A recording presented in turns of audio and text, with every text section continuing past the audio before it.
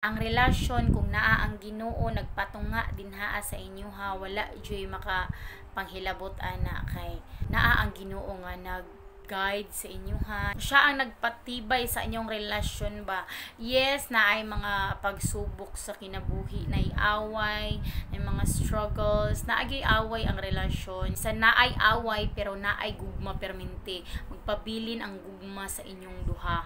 Pilion gihapon ninyo nga maghigugmaay kaysa mag-away. Kay tungod na ang Ginoo. Yes, mag-away pero malimtan ra na siya. Mawala ra na siya kay tungod ang nagpatigbabaw sa inyuhang kasing-kasing ang gugma. Yes, kay maunay gihatag sa Ginoo sa atuang mga kasing-kasing ang gugma.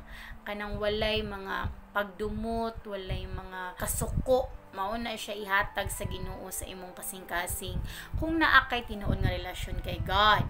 Pero pag wala kay tinuod nga relasyon kay God, dili gina nimo siya masinati nga gugma, dili nimo na makuha nga gugma.